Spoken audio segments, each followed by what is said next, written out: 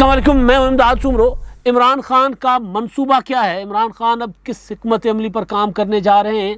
नवाज़ शरीफ इमरान खान के ख़िलाफ़ क्या करना चाहते हैं? और इमरान खान का एक और बड़ी गलत बयानी, बड़ा झूठ नहीं कह रहा, बड़ी गलत बयानी पकड़ी गई है, दस्तावेज़ात के साथ, कागज़ों के साथ पकड़ी गई है। तो मामला जो है वो है इमरान खान साहब को हुकूमत से निकालने का। इमरान खान साहब कह रहे हैं कि मेरे ख़िलाफ़ अमरीकी साजिश हुई है। नेशनल सिक्योरिटी कमेटी ने कहा कि साजिश नहीं हुई, किसी किस्म की साजिश नहीं थी, कोई छोटी मोटी मुदाखलत थी, तो उस पर भी ख़त लिख कर एहतजाज कर लिया गया। लेकिन इमरान खान साहब मुसर हैं, बज़िद हैं कि जिनके ख़िलाफ़ साजिश हुई है और उन्हें फ़ौरी इंतखाबात चाहिए। अब फ़ौरी इंतखाबात के लिए इमरान खान साहब के पास हिकमत अमली क्या है, लाहेअमल क्या है? मैंने आपको कुछ अर्सा पहले बताया था, जब इमरान खान साहब ने जलसा किया था पेशावर का, तो उस वक्त ही मैंने गुजारिश कर दी थी कि इमरान खान साहब का मंसूबा ये है कि वो लॉकडाउन करेंगे मुल्क गिर, या फिर इमरान खान साहब जो है वो इस्लामाबाद की तरफ लॉन्ग मार्च करेंगे, फिर धरना देंगे और धरना देकर बैठ जाएंगे। तो परसों उन्होंने लाहौर के जलसे में ऐलान कर दिया कि जी तैयार रहें, मैं इस्लामाबाद के लिए किसी भी वक्त कॉल दे सकता हूँ। अब ये कॉल ईद के बाद होगी, मई में होगी, जून में होती है, जुलाई में होती है, कब होती है? इमरान खान साहब अपनी तैयारी करके और फिर दबाव में डालकर इदारों को उसके बाद इस तरफ जाएंगे, उससे पहले नहीं जाएंगे इमरान खान साहब।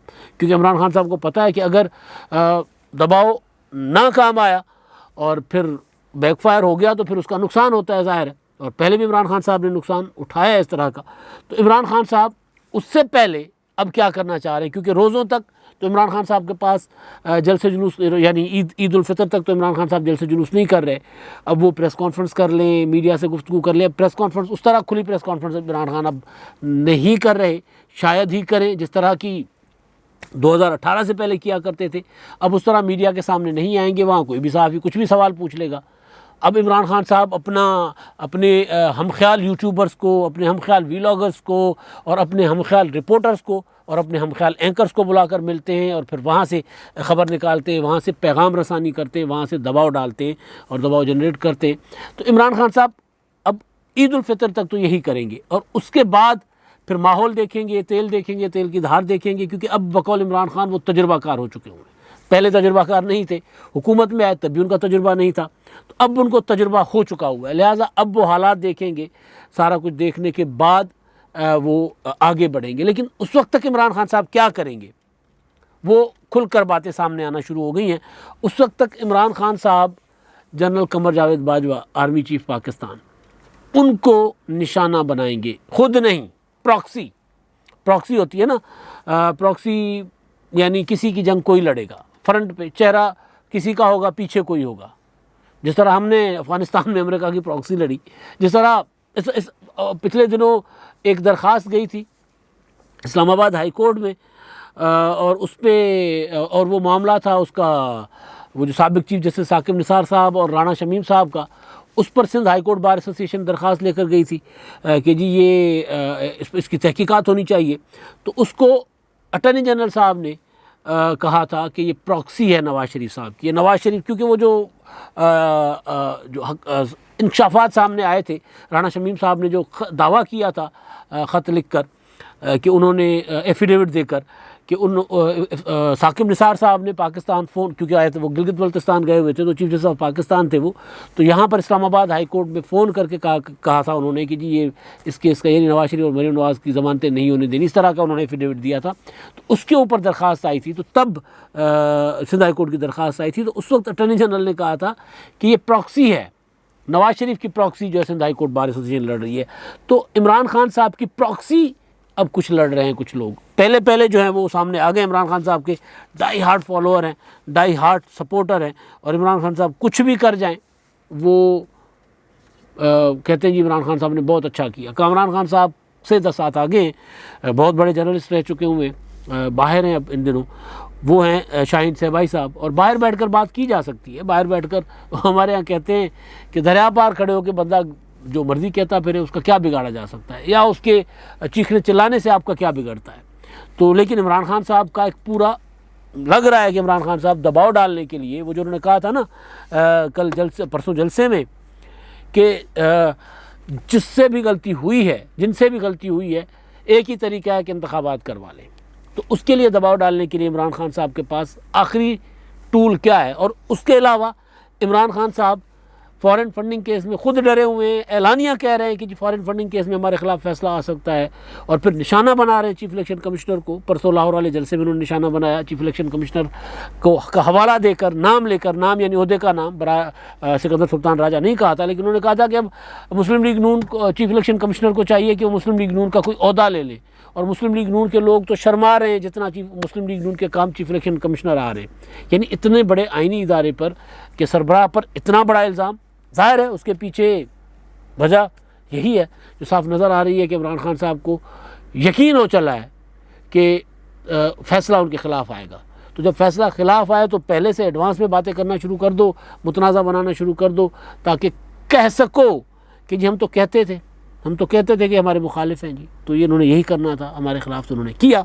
तो ये इमरान खान साहब माहौल बना रहे हैं, एक दबाव डाल रहे हैं। उधर election commission foreign funding case वाला मामला है, और दूसरा वो चाहते हैं कि वो इंतखाबात जल्द हो। इमरान खान साहब ये समझते हैं कि जल्द इंतखाबात होंगे तो वो 2/3 मेजॉरिटी लेके आएंगे। तो वो इमरान खान साहब या उनके जो थिंक टैंक है इमरान खान साहब का, वो ये समझता है कि जनरल कमर जावेद बाजवा जब तक आर्मी चीफ़ हैं तब तक वो उनकी गुड्डी नहीं, वो कुछ नहीं कर सकते, इसलिए निशाना बनाओ हुकूमत से पहले आर्मी चीफ साहब को, तो कमज़ोर करो, दबाव में ले आओ। और आर्मी चीफ अगर दबाव में आ जाते हैं, क्योंकि उनकी मुद्दत अभी नवंबर तक है, और अगर नवंबर तक इंतखाबात नहीं होते तो बाकी भी कितना टाइम होगा, बाकी पीछे 6-7 महीने और होंगे, तो इमरान खान साहब जो है वो फिर वो अर्ली इंतखाबात वाला ख्वाब पूरा नहीं होगा। और अगर कमर जावेद बाजवा साहब जो है वो नवंबर तक रह जाते हैं और उसके बाद फिर नए चीफ जो है वो आएंगे, तो वो शायद इमरान खान साहब की उस तरह ख्वाहिशात पूरी ना करें, क्योंकि इमरान खान साहब तो उनका माजी है और वो ख्वाहिशात फरमाइशें पूरी करवाते रहें। अनोखे लाड लें, जो लाड था जी, मुझे नवाज शरीफ नायल करके दो फिर इलेक्शन लड़ूंगा, अच्छा जी नायल करके दे दिया। मुझे आसिफ जरदारी जेल में डाल दो फिर इलेक्शन लड़ूंगा, अच्छा जी जेल डाल दिया। शहबाज शरीफ साहब को भी जेल में डालो, जेल में डाल दिया। बहुत कुछ इमरान खान साहब के लाड उठाए गए हैं। तो अब इमरान खान साहब जो है वो जलसों में इशारे दे रहे हैं, लेकिन उनके सपोर्टर्स जो बाहर बैठे हुए हैं, पहले तो ट्विटर पर आपने देखा कि बहुत बड़ा अपना एक प्रोपेगेंडा शुरू हो गया था, ट्रेंड चल पड़े थे, लेकिन वो ट्रेंड्स तो ख़त्म हो गए हैं। लेकिन अब बाहर बैठे लोग जो है इमरान खान साहब के सपोर्टर, शाहीन सहबाई साहब, उन्होंने एक ट्वीट किया है इनके। अब अगर आप जाएंगे उनके ट्विटर अकाउंट पर, उनकी वॉल पर जाएंगे तो आपको नज़र आएगा कि इमरान खान साहब के कितने सपोर्टर हैं। तो ये बात जो कर रहे हैं वो शाहीन सहबाई साहब, नहीं लगता कि शाहीन सहबाई साहब एम ही कर रहे हैं, उसके पीछे ज़ाहिर है एक पॉलिसी है ये इमरान खान साहब की या पीटीआई की, या कम से कम वो लोग जो चाहते हैं कि इमरान खान साहब दोबारा इक़्तिदार में आ जाएं। और वो कैसे आ सकते हैं, वो ये रास्ता अख्तियार किया है उन्होंने। शाहीन सहबाई साहब ने ट्वीट किया कल कि जनरल बाजवा को जाना चाहिए। बेशुमार फ़ौजियों से बात करने के बाद मेरा तज्जिया है कि जनरल बाजवा ने फ़ौज को बहुत नुकसान पहुंचा दिया है और इन्हें हट जाना चाहिए, क्योंकि ये तनाज़ा जल्दी हल होना चाहिए। अगर किसी को बुरा लगे तो माफ़ी, मैंने सिर्फ पाकिस्तान का सोचा। अब ये उन्होंने तस्वीर लगाई है शहबाज शरीफ साहब के साथ, जो वज़ीर आज़म साहब के साथ जनरल बाजवा साहब बैठे हुए हैं।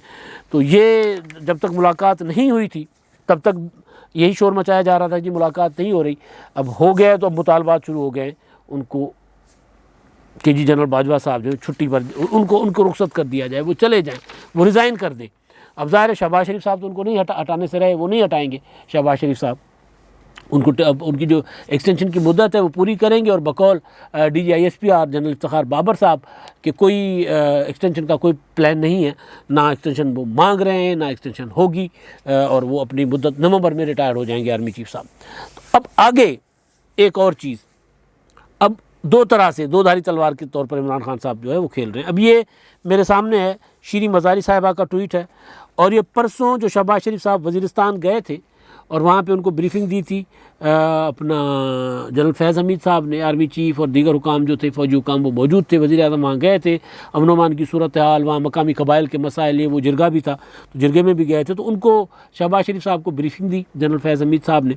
वो तस्वीर शेयर की है उन्होंने, आर्मी चीफ साहब और जनरल शहबाज शरीफ साहब बैठे हैं, बाकी अफसरान जो हैं फ़ौजी अफसरान बैठे हैं। वो तस्वीर शेयर करके लिखती हैं अपना शीरी मज़ारी साहिबा कि तासुरात सब कहते हैं, दहशतगर्दों के मुकाबले में अपनी जानों के नजराने पेश करने वाले जवानों के लिए मनी लॉन्ड्रिंग के मुकदमे में ज़मानत पर रहा एक मुजरिम क्राइम मिनिस्टर को सल्यूट करना यकीनन आसान ना रहा होगा। हमारे इन जवानों की इस्तकामत को सलूट है, इम्पोर्टेड हुकूमत नामंजूर। अब ये कह रही हैं, अब ये सारे दबाव के टैक्टिक्स हैं एक इदारे के ऊपर। और वो शाहीन भाई साहब क्या कह रहे हैं कि जी इदारा जो है फ़ौज का, वो इदारा कह रहा है कि जी हुकूमत नहीं, ये आर्मी चीफ साहब को जाना चाहिए, ये कुछ छोटी चीज़ नहीं है, ये मतलब मैं इस पर आगे बात नहीं करूँगा, ये इंस्टिगेट करना है। और वो कह रहे हैं आर्मी चीफ साहब को अब जाना होगा, यानी खुद ही रिज़ाइन करेंगे। इदारे के अंदर से लोग नहीं चाहते कि जनरल कमर जावेद बाजवा साहब रहें। इस तरह आपने माजी में ये नहीं सुना होगा कि इस तरह इदारे के अंदर वो जो DGISPR साहब ने कहा था ना कि इदारे के अंदर कोई तकसीम नहीं है। 7 लाख फ़ौज वहाँ देखती है जिस तरफ आर्मी चीफ देखते हैं, जिस वो राइट पे देखते हैं तो वो राइट पर देखते हैं, वो लेफ़्ट पर देखते हैं तो सारे लेफ़्ट पर देखते हैं। फ़ौज चेन ऑफ कमांड का नाम है और चेन ऑफ कमांड के तहत चलती है। तो ये जो चीज़ें हैं वो चेन ऑफ कमांड के ऊपर सवाल निशान उठा रहे हैं ये, बल्कि मैं इस पर मज़ीद बात नहीं करना चाह रहा, बहुत संगीन मामलात होते हैं ये। अच्छा जी, इसके अगेंस्ट डॉक्टर शहबाज गिल साहब, मैंने कहा ना 2 धारी तलवार, उधर से कुछ करवा रहे हैं, उधर से कुछ करवा रहे हैं।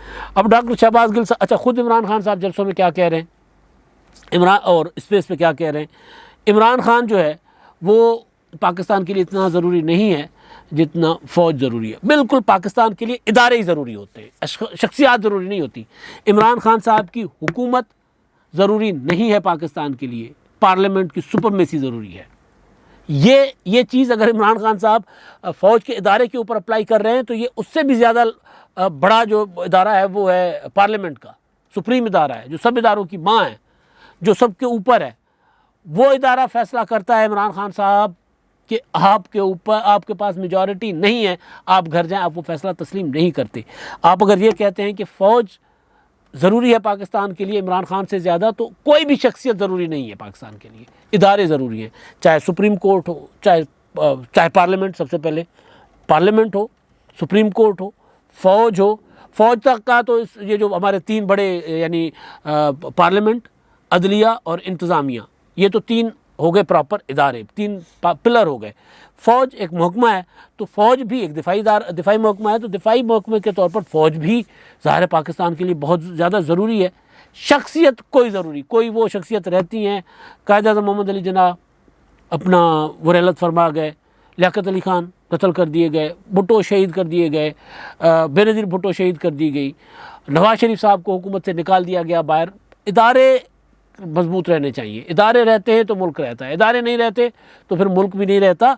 और ये फार्मूला सिर्फ फ़ौज के लिए अप्लाई नहीं होता हुजूर, ये फार्मूला असल में तो पार्लियामेंट पर अप्लाई होता है। जब पार्लियामेंट स्ट्रांग होती है तो फिर सारे इदारे जो है स्ट्रांग होते हैं। शहबाज गिल साहब कहते हैं श्री मज़ारी और शाहीन भाई के बरक्स, वो ये कहते हैं कि खान का एक जुमला नहीं भूलता, हमने हर सूरत अपनी फ़ौज को बचाना है, हमने हर सूरत अपनी फ़ौज को मजबूत रखना है। कोई कुछ भी कहे अपने एक एक फ़ौजी जवान के पीछे खड़ा होना है। कौम पीछे ना हो तो फ़ौज दुश्मन से, कौम पीछे यानी पीछे ना खड़ी हो, पीछे ना हो उन्होंने लिखा है, वैसे कौम पीछे ना हो तो फ़ौज दुश्मन से लड़ नहीं सकती। हमारे शहीद हमारा फ़ख्र हैं। बिल्कुल जी, वतन अज़ीज़ की दिफा करने वाले शहीद फ़ख्र हैं। और ज़ाहिर है कोई भी फ़ौज अपनी कौम के साथ लड़ नहीं सकती। कौम, बल्कि ये तो अपना कहा उस दिन DGISPR साहब ने कि जी हम अगर हमारी कौम की हमें सपोर्ट ना हो तो हम दहशतगर्दी के ख़िलाफ़ जंग नहीं लड़ सकते थे, हम जीत नहीं सकते थे। कौम ने भी कुर्बानियाँ दी है, फ़ौज ने भी कुर्बानियाँ दी हैं, बात तो ठीक है। अब मसला ये है कि इसको इमरान खान साहब उधर कोई प्रोपेगेंडा करवा रहे हैं, उधर तकसीम डालने की कि जी वज़ीर आज़म को सलूट ना करें। भाई वज़ीर आज़म को सलूट कैसे ना करें भाई, वज़ीर आज़म है, वो पाकिस्तान के आइन के तहत बने वज़ीर आज़म है।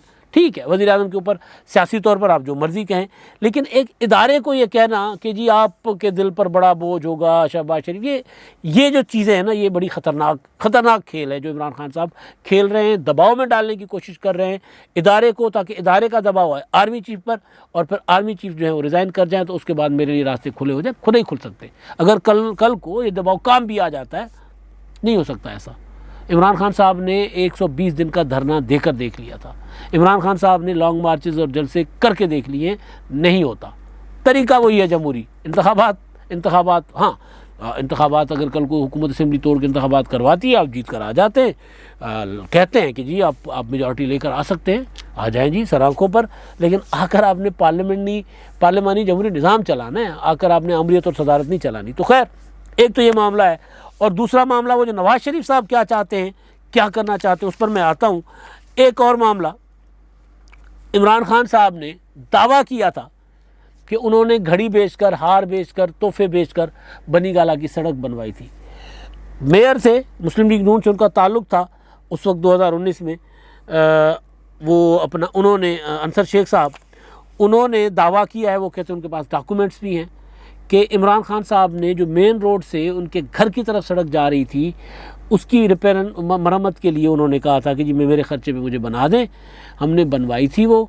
इमरान खान साहब ने सिर्फ 30 लाख रुपए अदा, 30 लाख में सड़क नहीं बनती, सिर्फ 30 लाख रुपए अदा किए थे, जिसका रिकॉर्ड है। एक टाइम उन्होंने पेमेंट की थी 30 लाख, उसके बाद उन्होंने कोई अदायगी नहीं की।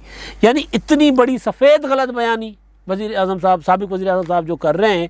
और ज़ाहिर है अगर सड़क बनी होती तो, और बनवाई उन्होंने अपना इस्लामाबाद के मेयर से, इस्लामाबाद के बलदियाती इदारे से, तो वो कह रहे हैं हमारे पास तो रिकॉर्ड मौजूद है जी, इमरान खान साहब ने और किसी से सड़क बनवाई नहीं, ना बनी है। तो इतनी बड़ी गलत बयानी है, और जलसों में कर रहे हैं कि जी मैंने अगर वो किया तो मैंने अपनी सड़क बनाई है। मतलब बहरहाल अब नवाज़ शरीफ साहब जो हैं, नवाज़ शरीफ साहब ने कल लंदन में मीडिया से बातचीत की है, खुलकर गुफ्तगू की है।